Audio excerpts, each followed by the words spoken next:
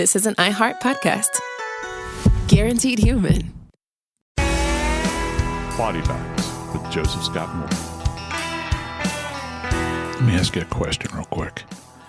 Have you ever been in a situation in your life where you didn't know what to do next? Maybe you were frustrated. Maybe you were lost. Maybe you were terrified. And maybe you had encroaching thoughts that were rather dark. But there was something about that moment in time in your life where, like I like to refer to them, the guardrails kind of kept you from running off the road. What if, just what if, all those things in your life, maybe throughout, that had seemed normal, now seem like a distant memory, and the governor was off, and you're running wild.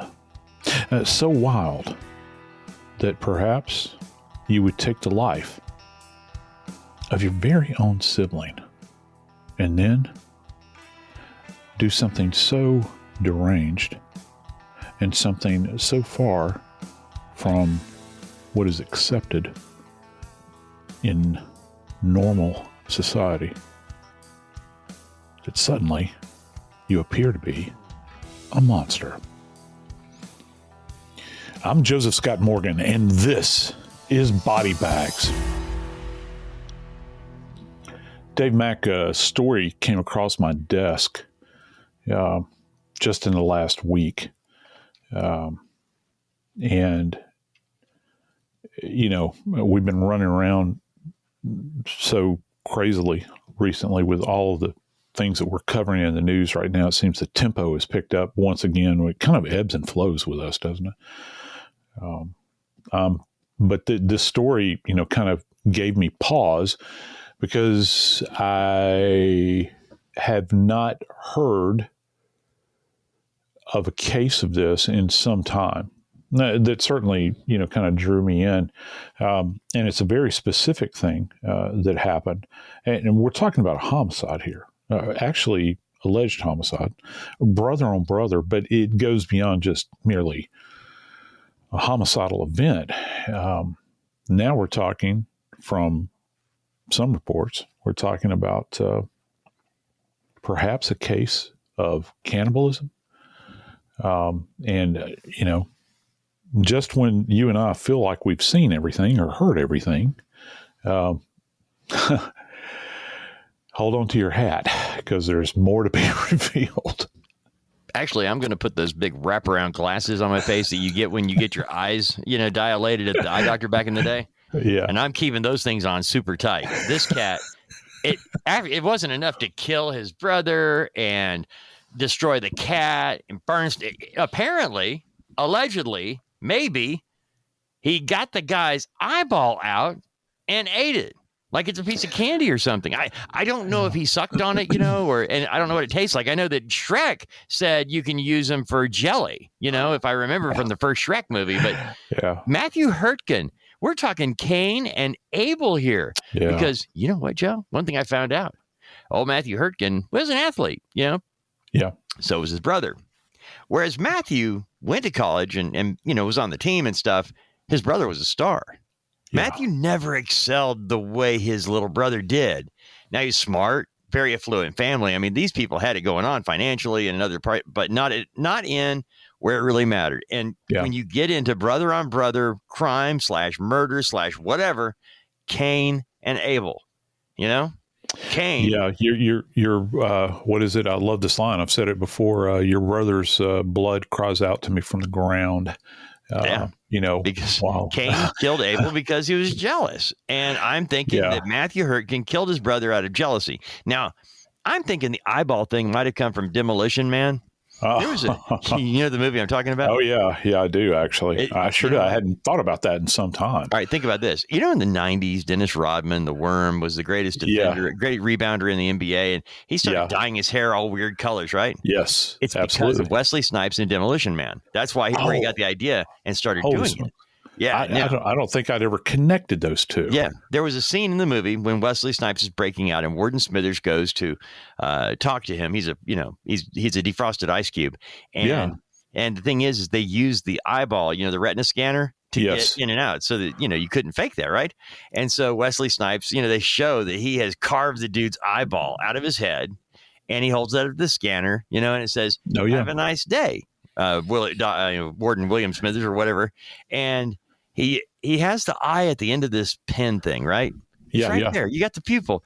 And when it says that, he says, "Yeah, you too." And all I could think of is, why didn't he say, "I will"?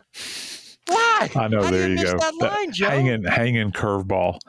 But now what was once fictional is the truth. Back then, we didn't necessarily have biometrics like we do now. We use those in forensics quite a bit.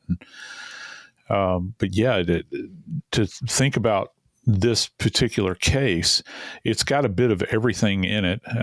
You've got, and keep in mind, to this point, no one has been found guilty at all on any level. There's more to unfold because this literally, Dave, just has happened.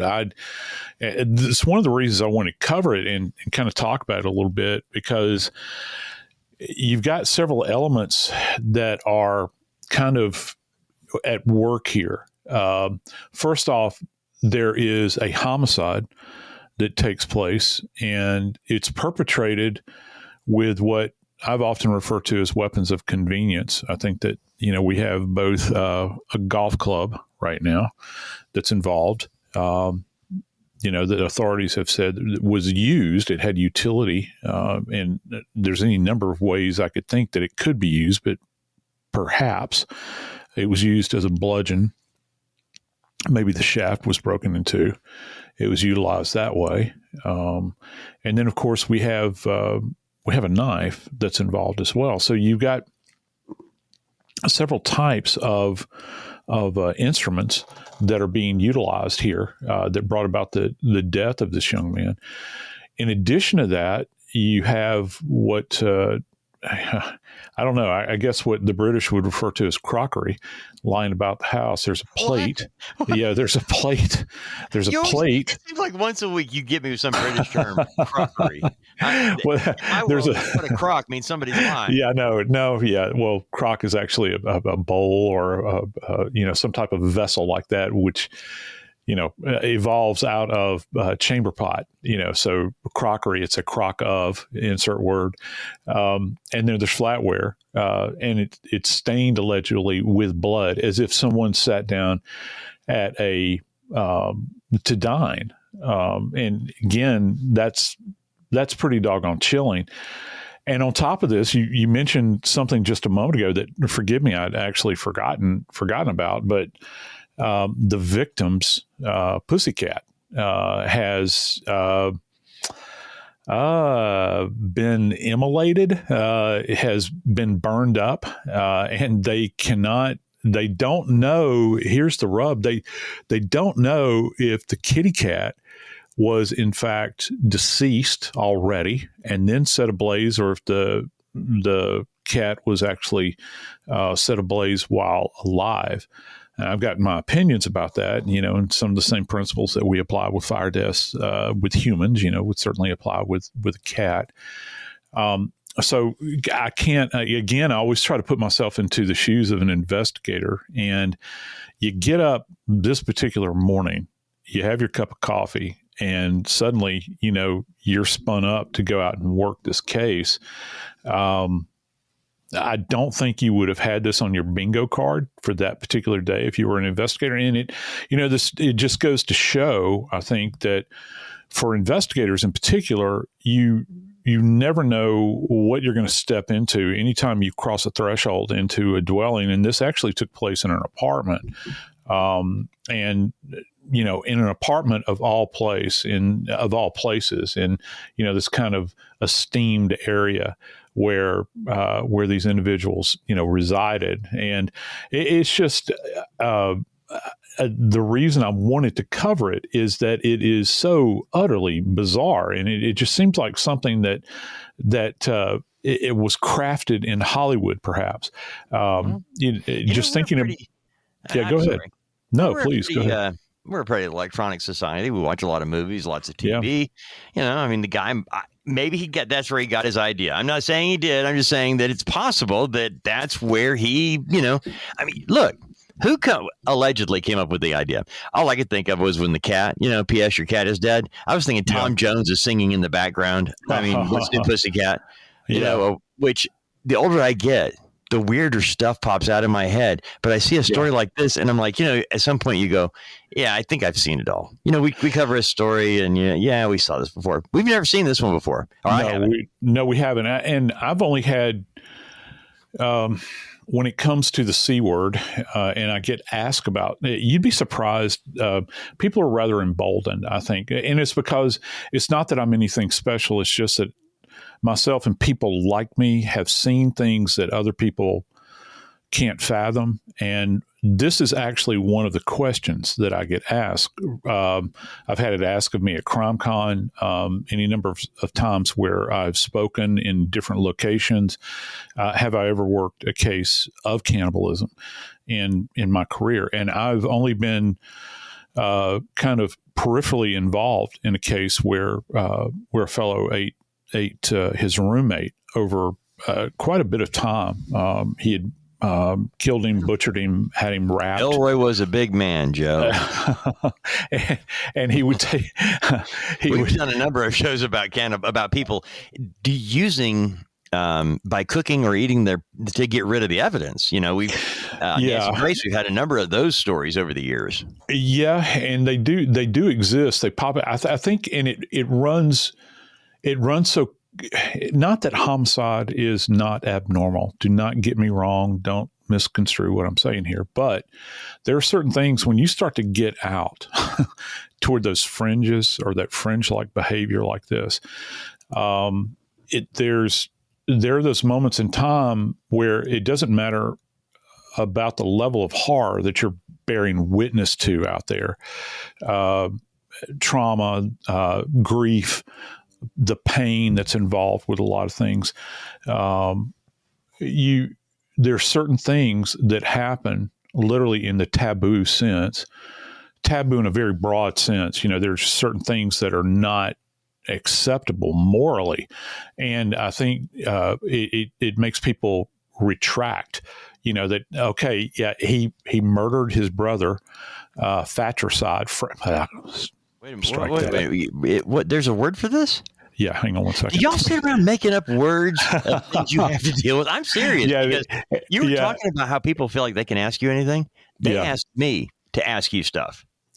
Well, yeah, and it's actually that happens with a lot of people in my life. And, welcome to my world. It happens with my mother. My mother actually has a coffee club that she gets together with once a week. Yeah. And all of the ladies that are part of the coffee club meet in one restaurant, and they sit around, and they're very, kind of, lovely Southern Belle types, speaking quiet tones and everything. And then some of the questions they'll ask my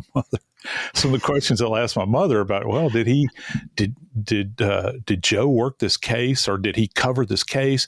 And can you tell us about?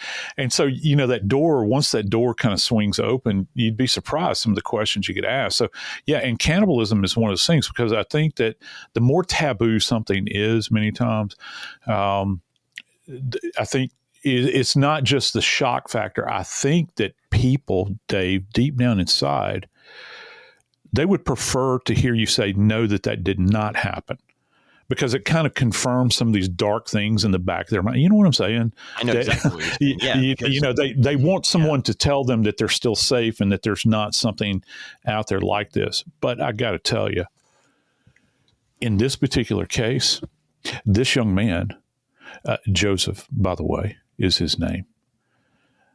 He died allegedly at the hands of his brother. And when the police arrived at the scene to begin to work it, it's the stuff that many of these officers will never forget till the day they die.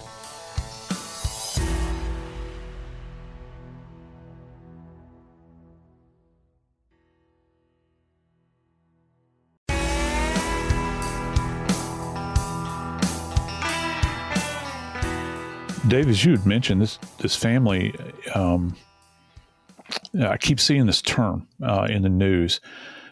This family is rather affluent.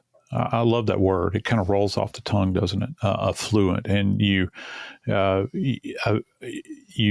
take from that it's not just about money; it's also about power and the position that you hold in society, the achievements of your kids, which many times is in many relationships, familial relationships, it's an extension of what the parents see themselves as accomplishing.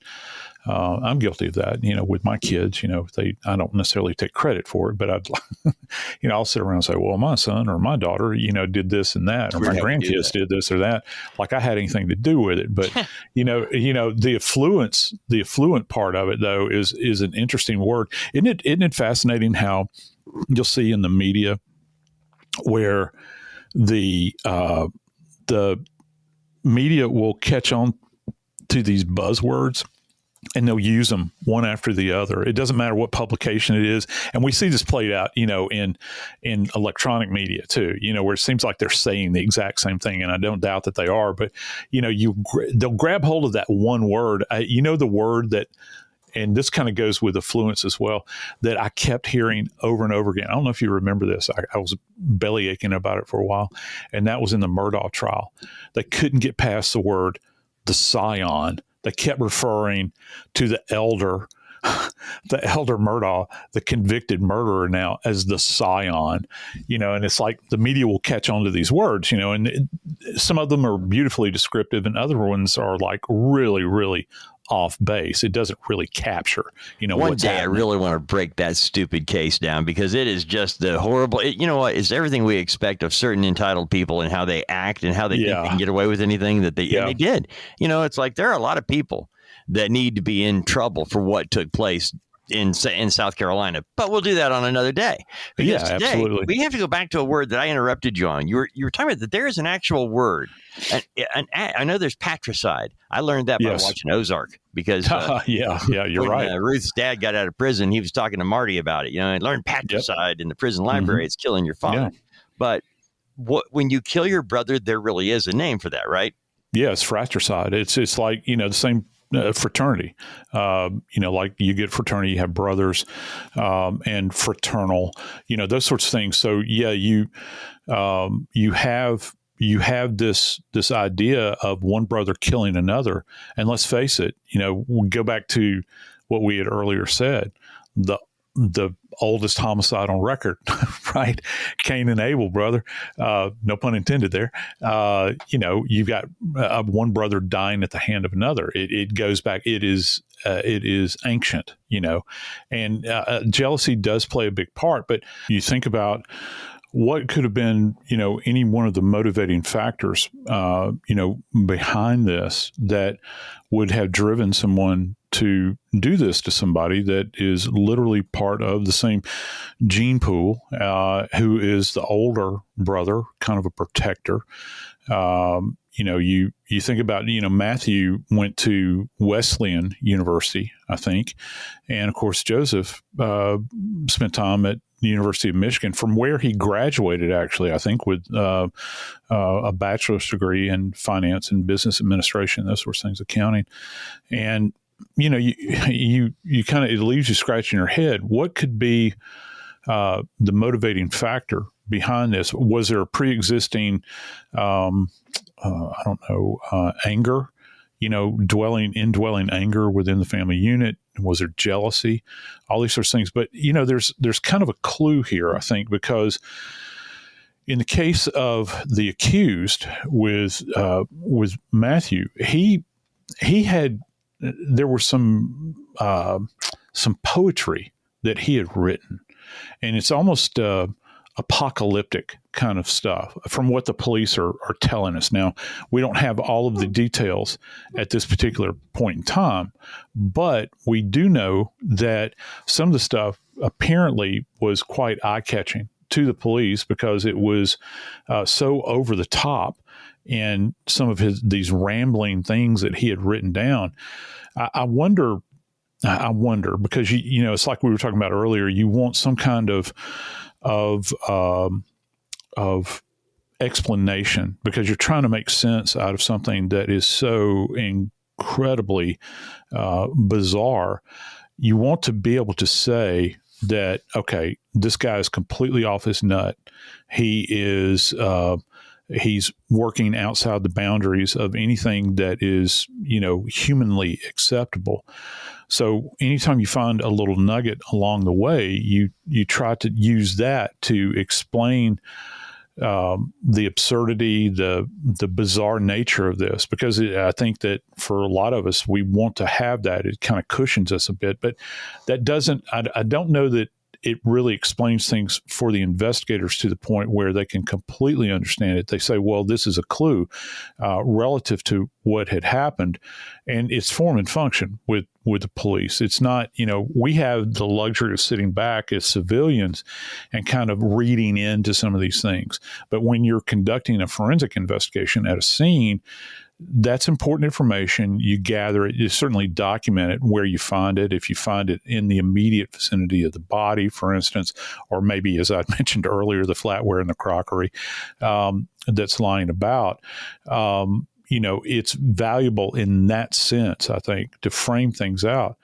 But, for a case like this, when you're considering the total dynamic of what happened at the scene, I believe that one of the big questions that comes up, and this is absolutely horrific, this injury that involves this missing eye, which I find it interesting. They're referring to, I read one article where they said the consumption of the missing organ, which again is more chilling to me than actually saying, yeah, he took his brother's eye out and ate it. Did this occur in life, or did it occur in death? And how do you conduct that examination? It's going to be a big part of this. How do you determine that? Because as horrific as that is, you think, well, would it actually be feasible? Would it be possible to remove someone's eye in life? I think you'd have one hell of a time in order to try to achieve that task. And then what steps did he take after this in order to prepare it? Did he just sit down at the table? They're talking about the bloody plate. They're talking about a knife, a fork. How was this consumed? And is there anything kind of symbolic here? Because, there's different types of cannibalism that exist. People don't think about this. And just let me back up and give kind of a little history lesson here.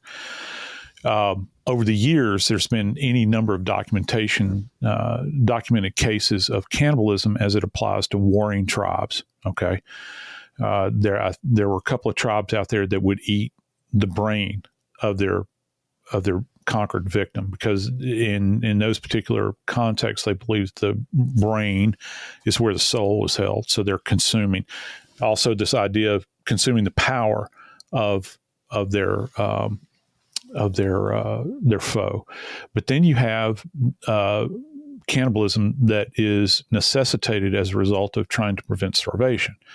And there are countless numbers of these cases. I'm thinking, primarily, right off the top of my head, the case of the rugby team that crashed in the Andes back in the 70s. And that book, Alive, which was one of the most terrifying books I'd ever read when I was a young, I guess I was probably maybe in the 7th grade when I read that book, and it terrified me. It was horrible. When you sit there and you think about this really happened, and these guys had to do this to survive. You see that, and even the real story behind Moby Dick. I don't know if people are aware of this, but the true story behind it involved cannibalism, where these guys are adrift in a boat. And that's happened a number of times, over the course of time. And that's to prevent starvation. And then you have this kind of... Well, you got the Donner Party, too. You have the Donner. Yeah, you have the Donner. You're right, the Donner Party, where, they're trying to cross that pass and they're frozen in, and they do that. And that was, just out of necessity. You think about, it's the most horrible thing in the world, but what are you going to do, when you get to that point? Well, that's kind of a thing that's necessitated by the circumstances that you're in. But your brother, how do you how do you do this arithmetic where you arrive at this point where you've made the active decision that you're going to literally consume this aforementioned organ that over the course of your life has viewed you, has seen you in good times and in bad. And now it's been ingested.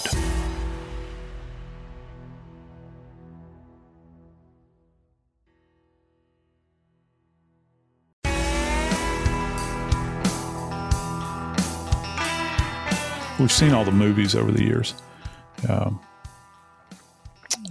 things that depict serial killers, taking people's lives and ingesting them, if you will, afterwards.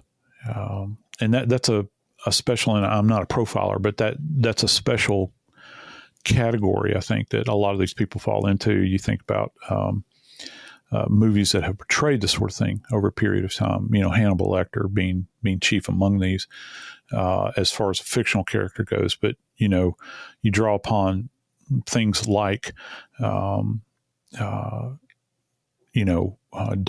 for instance, up in Milwaukee, that took liberty with these young men that he had picked up for years and years, and would consume their bodies and parts of their bodies. He had the desire to turn these people into zombies.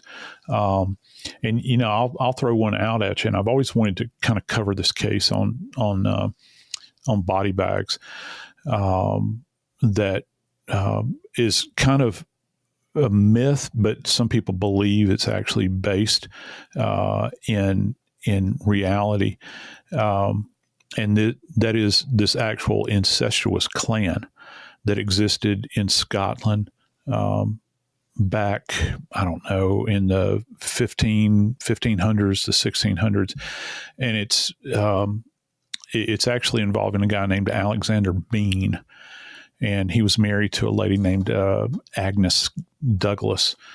And as horrific as this is, I'll go ahead and tell you, they lived in a cave, and they had multiple children. Some people think as many as 14 that they had. And these children got involved in incestuous relationships between one another. And they lived in this cave, and they produced offspring. Well, they became cannibals, and they would, and also the term they used to use was highwaymen, where they would rob people. They would stop people that were along a roadway, and they would capture them and take them into this cave, and they would butcher the bodies. They would salt the bodies down, have them hanging about. And there's an entire kind of mythological thing that has grown up out of this story. It's actually called, I think it's called the Sawney, Sawney Bean cases. And some people think about this and they think, how could someone get to this point, where they would involve themselves in this kind of behavior? But it does exist, and there's a real psychosexual, I think, component to it, with Dahmer, perhaps, where he's saying that he wants to hold on to these people. I had friends that were at that scene, one good friend in particular that actually did the autopsies on these remains, what was remaining of the remains, and the stories, that he told about those things that he saw are things that will probably stay with him until the day he dies. I don't know how I would have dealt with it.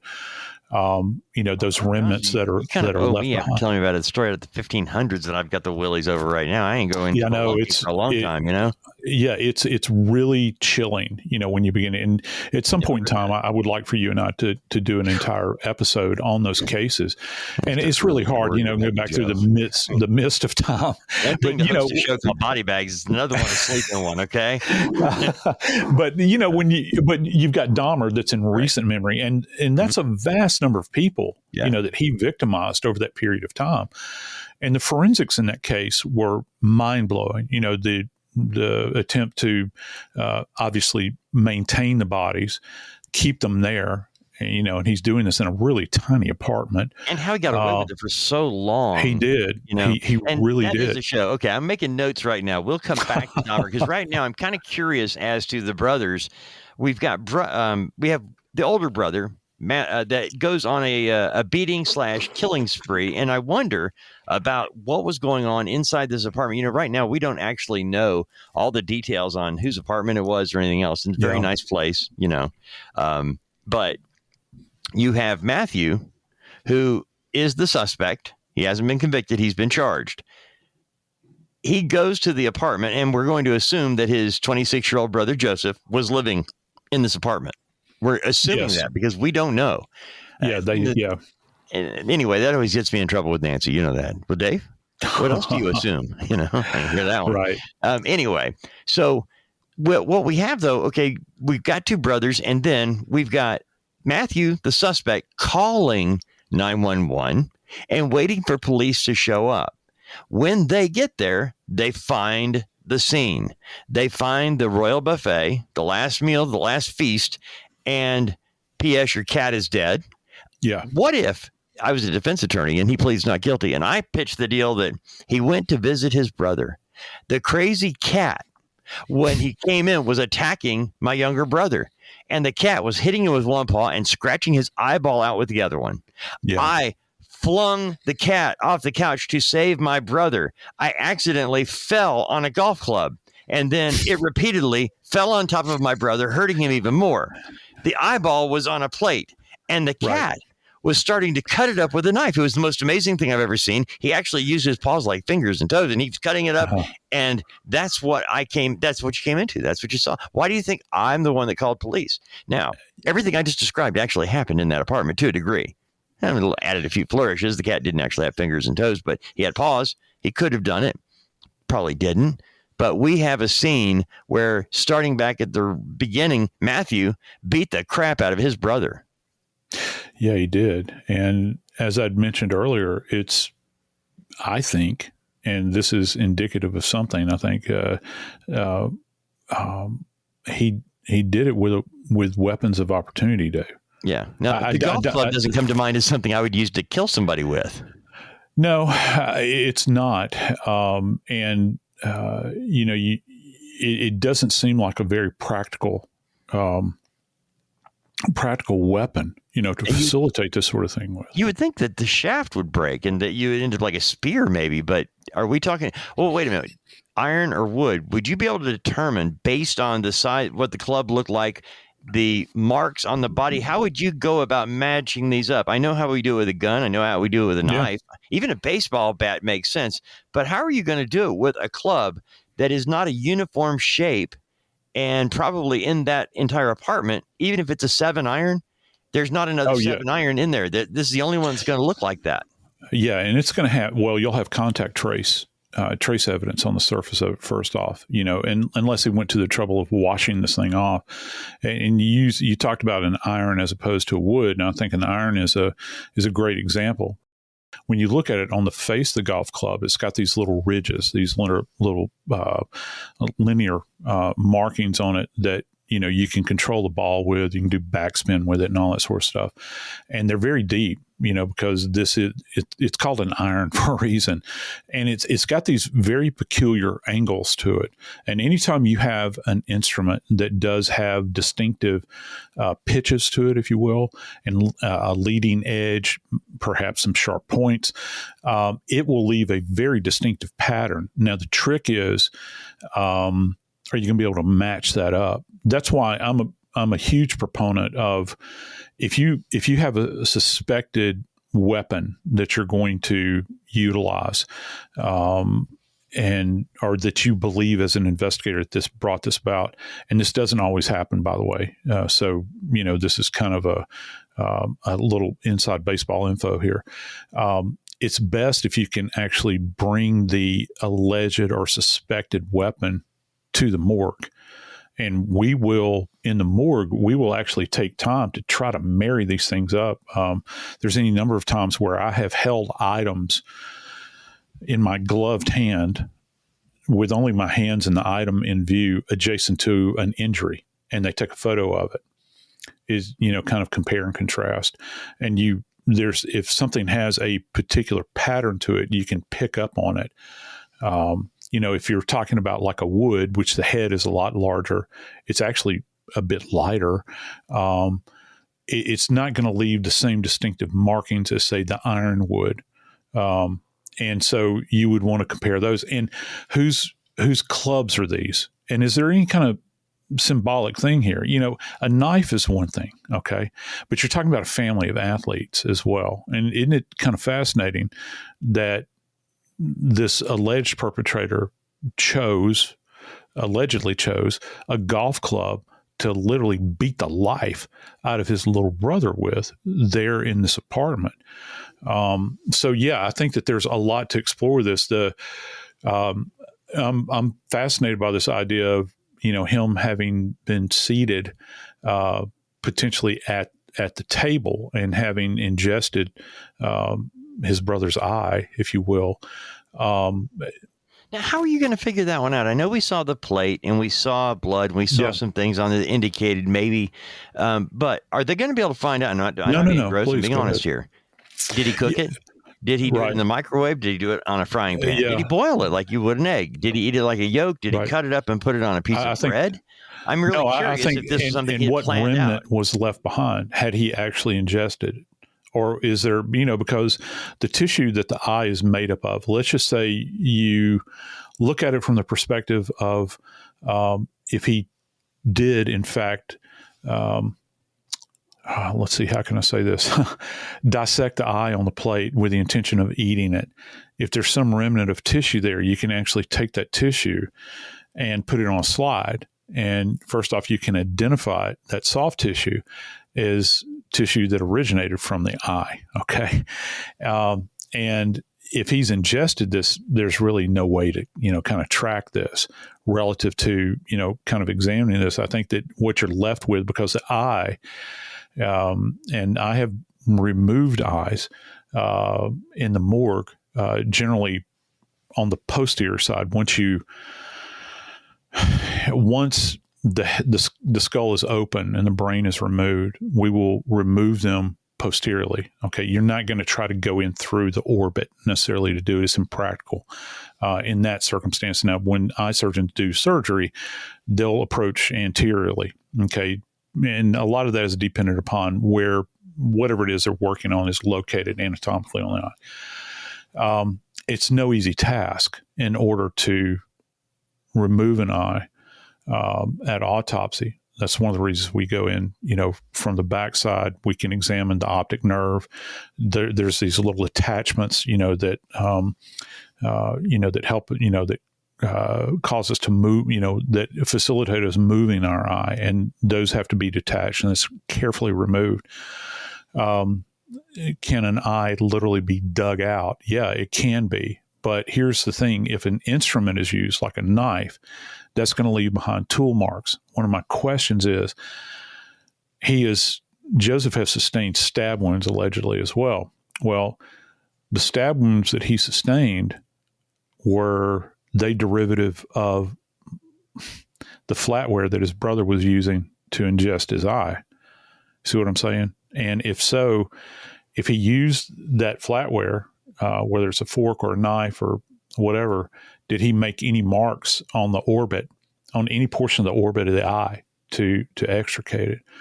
And can you match that up? Well, yeah, possibly. You would have to be very careful at autopsy to examine that area and to try to appreciate it. So I think that I'm not going to say they've necessarily got an uphill battle, with this case. We've got a brother, and, this is occurring in arguably, I guess, probably one of the most affluent areas in all of New Jersey. This is in Princeton. I mean, it's literally an Ivy League town. How are you going to be able to work your way through this case, I think, and when and if this thing goes to trial, if he doesn't, he's been charged. And what were those charges again, Dave? Well, before you even got that, I was going to ask you about how does the cat fit into all this, because that's one of the charges. It was bad enough because he got first-degree murder charge, animal cruelty, and weapons charges. So just sticking with the animal cruelty and the first-degree murder, is there not an add-on type of a crime you could have for, taking your brother's eyeball out of his head? Because what if, can we determine if he did it before or after he and was I think dead? that's a big part. And if it's after death, obviously we've covered enough cases, certainly dismemberment, and this would fall into that category of abuse of a corpse. And, you and I have covered enough, brother, that we know that from state to state, the terminology varies, but essentially means the same thing. You've got correct me if I'm wrong, we've got a first-degree homicide charge, if I'm not mistaken. Correct. And then the animal cruelty thing, it doesn't really matter if, and don't get me wrong, I'm not being insensitive to the animal, but it doesn't really matter if dead is dead. The animal is deceased. So, because one of the thoughts was the cat set on fire while it was alive, as horrible as that is, or did in fact this individual kill the cat and then set it on fire? And here's another kind of gruesome piece to this. Did he do this to the cat before he killed his brother as kind of a way to torture him in some way? Because the accused is a big guy. I mean, he looks like, when you look at this guy, he looks like he could play offensive tackle. Joseph, the victim, is, I'm not going to say diminutive. He's an athletic looking guy, but he's kind of one of those guys he's in tip top shape. But he's certainly not the size of his brother or the other brother, who I believe his name is David. He's also a big guy. How does the cat fit in? Well, just, kind of jumping over into the psychological standpoint, if this cat meant something to Joseph, then it's something that a perpetrator that has this kind of mindset, that's writing down all this apocalyptic stuff about blood oozing from his eyes. That's actually one of the comments that he made. That cat meant something to him. And obviously Joseph is Joey rather, is the target of this. You'd want to destroy his cat too, if he held that cat near and dear and precious. And you've got this big kind of ogre of a guy that has been charged, not found guilty, but charged in this case. I don't know. I think that as we go along, Dave, if we continue to have cases like this, I don't know how we're going to, I don't know how we can trump this. Something will happen as a result of me saying that. But, just when you think, as you said, well said, when you think you've seen it all, you suddenly discover that you haven't. I'm Joseph Scott Morgan, and this is Body Bags.